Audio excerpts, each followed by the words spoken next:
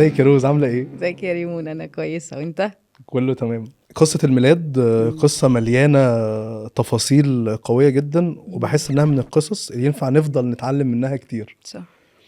هل في الميلاد متعوده تكوني يعني وقت كريسماس كده متعوده تعملي حاجه معينه على طول، او عندك يعني زي تراديشن كده او حاجه تعمليها على طول؟ في كانت حاجات بعملها طبعا وانا صغيره، مثلا كان دايما مثلا ليله العيد بننزل ونوزع حاجات اوكي. على الناس وكده.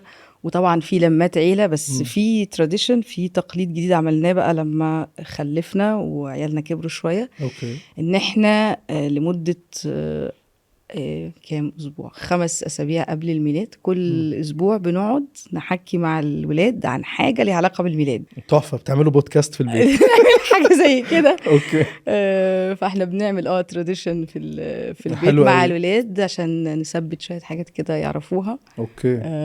عندنا تراديشنز اوكي. للميلاد يعني. فبترجعوا تاني للقصة وتتأملوها طبعا. وتقروها من أول وجديد تاني وتبصوا لها. طبعا احنا بنحكي طبعا قصة الميلاد. هو الغريب، هي الميلاد قصة أساسية قوي، يمكن مش مذكورة غير في إنجيلين بس، اللي هما متى ولوقا، وحتى في صحات مش كتيرة يعني. ولكن هي قصة أساسية قوي، ويعني احنا شخصيا بنحب إن ولادنا لا يبقوا عارفينها كويس ويتعلموا منها، لأن مجيء المسيح مش حاجة سهلة، ما ينفعش تعدي يعني كده. ودي اللقطة الأولى لإزاي هو جه بعد كده. بالظبط. أوكي. والميلاد مليان لحظات فيها شخصيات بتوافق على حاجات ومهمات كبيرة بشكل صح. مش طبيعي يعني. الميلاد مش زي مثلا لما انا ولدت بنتي يعني، لا خالص. هي قصة مليانة تحديات، ومليانة يس. فعلا لحظات صعبة وقرارات وأحداث وأكشن وحاجات أيوة. كتيرة يعني. لما بفكر في الميلاد دايما لازم أقف في البداية عند مريم العذراء، لأنه احنا بدأنا هناك. بالظبط. بيجي لها الملاك وبيقول لها في اللحظة دي كانوا هم أصلا بقالهم سنين بيحلموا ومستنيين المسيا المنتظر. محدش عارف هو هيجي إزاي، بس هو جاي.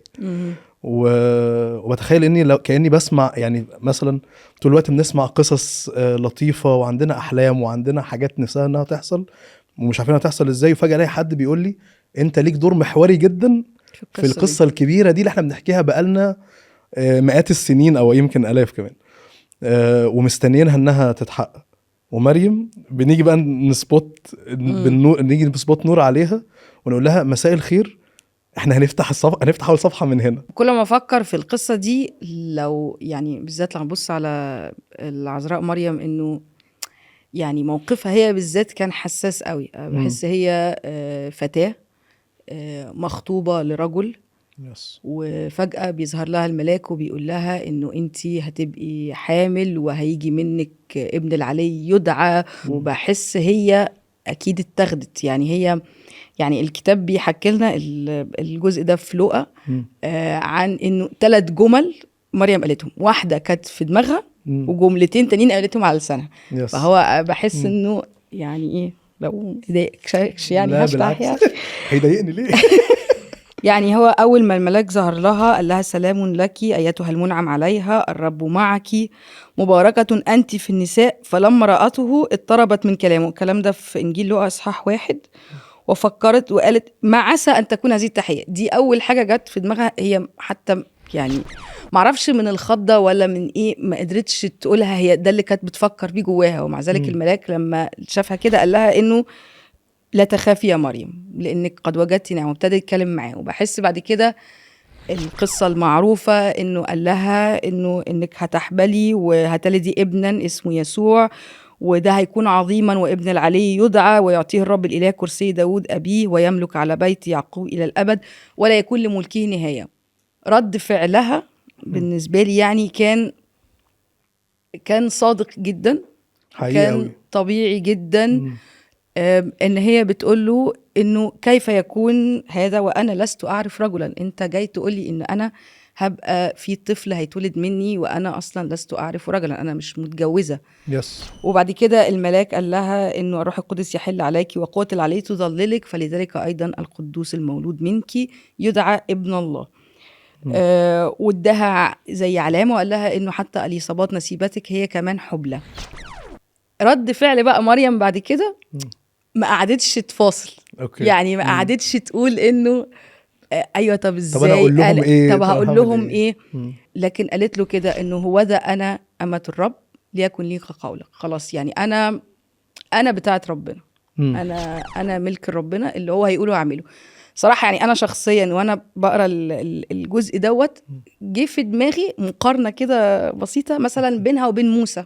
اوكي. موسى لما ربنا قال له تعالى هخرجك، ويعني هوديك تخرج شعب الارض، قعد يفاصل لا يا رب انا يفاصل. عندي شويه مشاكل عايز اشاركك بالظبط. بيها. طب هعمل كذا، قال له طب مم. طب دخل ايدك في عبك وطلعها برصاها اهي انا اكدت لك. مم. لا برضو لا، طب اعمل حاجه تانية. مريم ما طلبتش اي حاجه تطمن، هي اطمنت. اللي عملته ان هي قالت في الاخر انا بتاعتك، يعني اللي انت هتقوله انا معاك للاخر. هي دي شجاعه يا روز ولا مجرد هي فعلا قالت اللي انت عايز تعمله انا معاك، هو صعب، انا مش مستوعبه كل حاجه، مش عارفه ده هيحصل ازاي، بس امين. الله لما بيؤمر بحاجه هو عارف ان احنا نعرف نعملها. ايوه. مش يعني عمر ما كان هدف ربنا انه يعجز البني ادمين. لو هنتكلم عن موضوع الطاعه تحديدا، ليه موضوع الطاعه ساعات بكتير بيبقى صعب او ايه مدى صعوبته؟ انا رايي صعوبته في حاجتين. صعوبته في اول حاجه انه لما يكون حاجه انا مش متعود عليها، فربنا يطلب مني حاجه انا مش متعود عليها، ولما تكون حاجه ضد ارادتي. فانا بحس هما الاتنين دول، والكتاب بيحكي عن امثله كتيره. يعني يونان ربنا طلب منه حاجه مش انه مش هيعرف يعملها، لكن ضد ارادته، هو مش عايز يعملها، هو مش عايز يروح يبشر. ايوه. فساعات دي اللي ساعتها بيبقى لاقي ساعتها صعوبه في الطاعه، وده اللي ربنا بيشكلنا من خلاله. يعني ده اللي كان حاصل بالظبط مع القديسه العذراء مريم، ولكن هي ارادت اللي ربنا اراده، ومع انها حاجه مش متعوده عليها، ولكن هي وثقت في ربنا، قالت له ليكن ليك قولك، اللي انت عايزه انا هعمله. رغم صعوبه الموضوع لكن هي كانت موافقه. وعلى فكره هي صعوبه الموضوع ما بيبقاش بس يعني مش لما باخد الاوردر ده ساعتها بس يبقى صعب. يعني انا بحس انه الصعوبه كانت مكمله معاها. حبه حلوين يعني. لا يعني صعوبه الطاعه مش بس لما بقول انا دلوقتي هطيع، لكن لما فعلا بقى بكمل الامر وبمشي فيه. بدليل بعد كده انه بعد ما يسوع اتولد وراحوا بيه للهيكل وقابلهم سمعان الشيخ، انه قال لها يعني قال كلام كتير حلو عن يسوع، وانه ده الفداء اللي الشعب مستنيه وكل حاجه. وبعد كده بص لها وقال لها جمله مهمه قوي، قال لها انه وانت كمان هيجوز في نفسك سيف. فهو مش انك بس خلاص بقيتي يعني قبلتي انك تجيبي يسوع وخلاص كده، لا انت مكمل معاكي الموضوع. فالموضوع ما كانش بس في الميلاد، هو الميلاد كانت البدايه بالنسبه لي، يعني في رايي بالنسبه لطاعه العذراء مريم الميلاد كان البدايه، لكن اللي بعد كده كمان ما كانش سهل. ربنا مش بيختار اي حد يطلب منه الدعوات دي. وبالتالي وقلت كمان انه هي مش بس يعني الوصف اللي انت وصفتيه عجبني قوي، انه انا بتاعتك. فانا اعتقد هنا احنا محتاجين نبص على صفه بقى كبيره قوي موجوده في القديسه العذراء مريم، انه هي اصلا مين علشان تدعي الدعوه دي. ولما بنشوف كتاب مقدس بيتكلم عنها ازاي هي ويوسف، فبنلاقي انه بيتكلم عن ناس بارين، ناس اوريدي عايشه حياتها لربنا، وكانهم في الحته دي بيكملوا المشوار ده مع ربنا. انه انا لما بتبع يسوع او بمشي مع او بسلم حياتي لربنا، انا مش ببقى عارف ربنا هياخدني بعد كده على فين. انا كل اللي عارفه في اللحظه دي اني مصدق انه هو يعني جدير بالثقه اني اسلم له حياتي. فبعد كده هو ممكن يجي يقول لي اي حاجه، بس مش كل الناس يا روز بتعرف تقول حاضر. يعني صح. الحاضر دي تقيله قوي، ولانها متضمنه الحته اللي انت قلتيها دي، عشان كده هي عجبتني قوي، بتاعه انه انا بتاعك.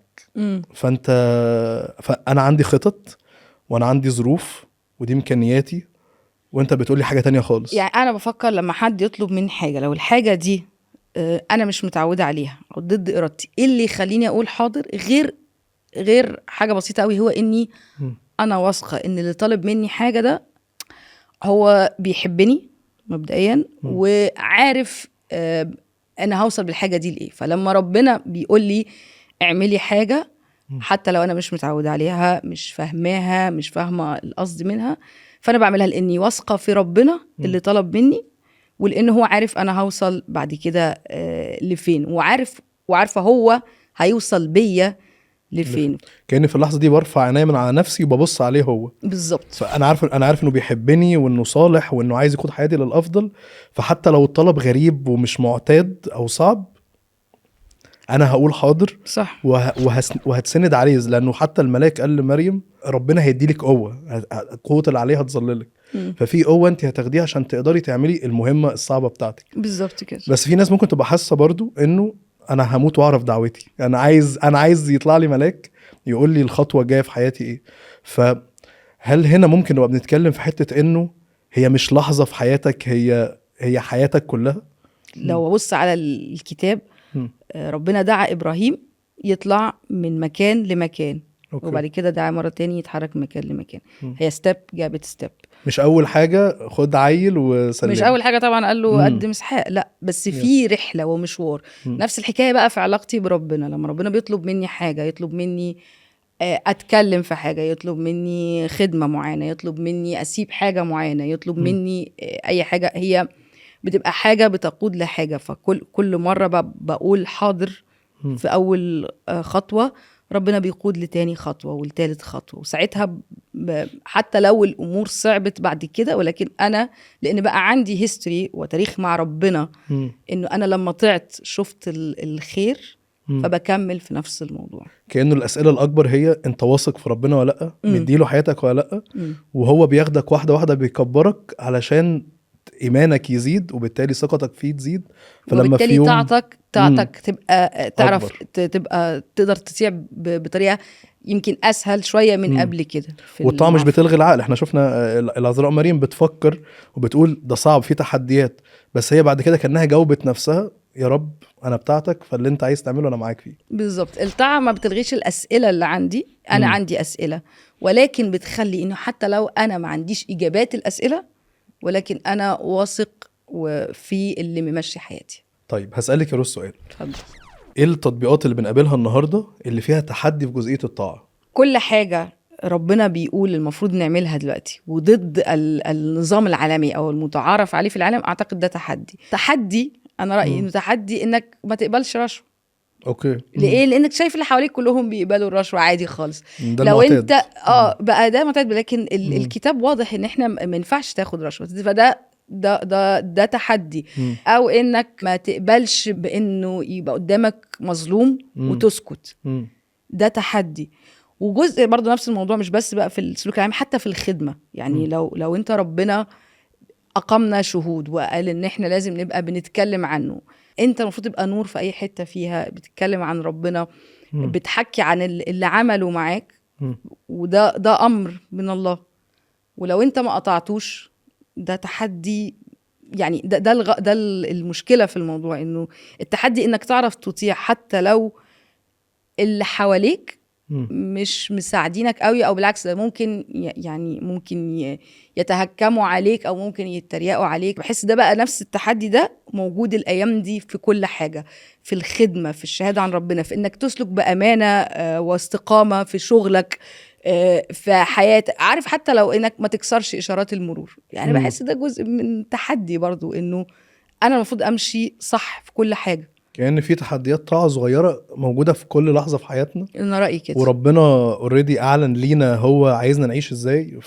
يعني ما أعتقدش إن حد فينا هيجي مثلا زي ما ربنا قال لإبراهيم إنه قدم ابنك إسحاق وحيدك، أو إنه يقول يعني يطلب حاجة كبيرة قوي ولو في الأول أنا الصغير مش بعمله. احنا ساعات بنبقى مستنيين الحتة الكبيرة دي، بس احنا أصلا لسه مش مخلصين اليوم الحاجة اللي بنعملها كل يوم. عارف، أنا عندي بيبقى يعني بما إني بتعامل مع شباب كتير، بيبقى عندي شوية حيرة في الناس مثلا بتحلم إنها تقف على استاد أو على ستيج كبير عشان توعظ الناس كلها، وأنا الصاحب اللي بروح معاه الكلية أنا مش قادرة أقول له إنه في إله ممكن يغيرك. بحس إنه هو إحنا يعني بحس إنه لازم أقبل التحديات الصغيرة وأطيع فيها، فأقدر الله يأمرني بتحديات أكبر. وفي كل الوقت في تحديات، وكاننا كل يوم محتاجين نبقى بنشوف ايه اللي ربنا عايزنا نكون بنعمله في حياتنا، ونبقى بنقول له حاضر في كل حاجة. أعتقد هو ده بالظبط اللي عملته العذراء مريم، إنه وثقت فيه فكملت معاه يعني اللي ربنا قاله عملوا معاها، وهي واثقة وهي مسلمة، وهو ذا أنا أمة الرب ليكن لي كقولك.